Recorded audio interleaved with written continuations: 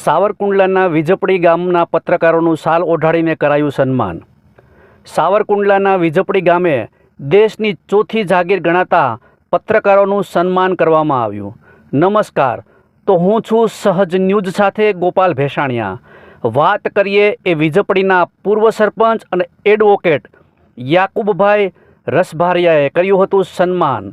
પત્રકારત્વના ક્ષેત્રે પીઢ અને જૂના અખબારી પ્રતિનિધિ ફિરોજભાઈ ફતવાણીએ વય મર્યાદા અને તબિયતને ધ્યાનમાં રાખીને નિવૃત્તિ લેતા તેઓની નિખાલસ સેવાને પૂર્વ સરપંચ અને એડવોકેટ દ્વારા બિરદાવવામાં આવી હતી।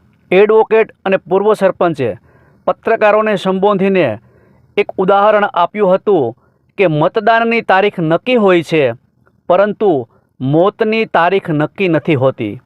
ત્યારે અત્યાચાર, અન્યાય અને ભ્રષ્ટાચારની સામે લડવા માટે પ્રજા અને પ્રશાસનની વચ્ચે મહત્ત્વની ભૂમિકા પત્રકારની હોય છે।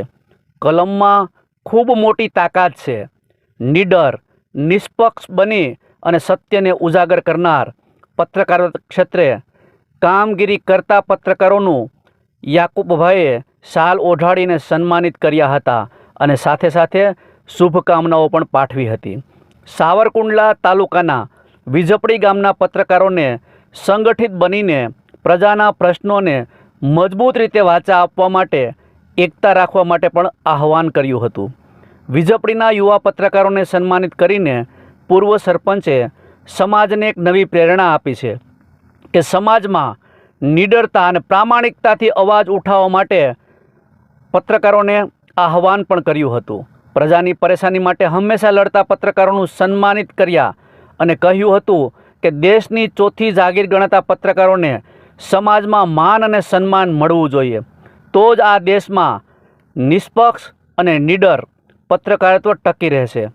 આવા શ્રેષ્ઠ વિચારોથી વીજપડીના બધા જ પત્રકારોને સન્માનિત કરવામાં આવ્યા હતા અને સાથે સાથે આવો પ્રથમ વખત પત્રકારોને કોઈ સરપંચ દ્વારા સન્માનિત કરવામાં આવ્યા હોય એવો પ્રથમ દાખલો બેસાડનાર યાકુબભાઈને પણ બધા પત્રકારોએ શાલ ઓઢાડી અને સામા સન્માનિત કર્યા હતા।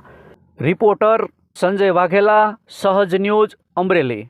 તારીખ 29/8ને શુક્રવારના રોજ મારા આમંત્રણને માન આપી વીજપડીના તમામ પત્રકારો જે હાજરી આપી છે, ત્યારે મને મારા અનુભવ મુજબ એક વાત કહેવાનું મન થાય છે કે તમે બધા સંગઠિત બનો અને હકારાત્મક પત્રકારત્વ, જેને ઇંગ્લિશમાં પોઝિટિવ રિપોર્ટિંગ કહેવામાં આવે છે, એ તમે શરૂ કરો। ગટર પાણીને લાયક, આ તો દરેક જગ્યાએ પ્રશ્ન હોય છે। ગટર પાણી લાયક કોર્પોરેશનમાં જાઓ, પંચાયતમાં જાઓ, એ કોઈ મહત્ત્વનો મુદ્દો છે કરો, પણ એને માત્ર ટાર્ગેટ ન બનાવાય। બીજા ઘણા ગામમાં પ્રશ્નો છે, કોઈને કાંઈ લખવા કરવા હોય તો મારી પાસે આવજો, હું તમને કુંડલા શહેરના, તાલુકાના મુદ્દા, જિલ્લાના પણ આપીશ।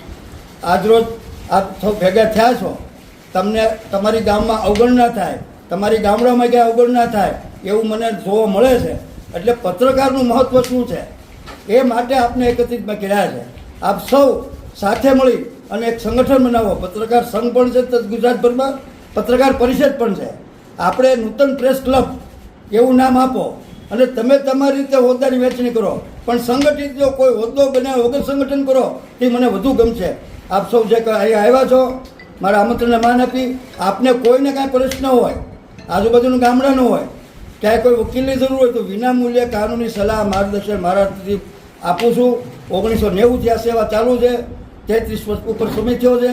છતાં આપને ફરીવાર કહું છું કે જે કોઈને કામ હોય એને મારો નંબર આપજો। આભાર।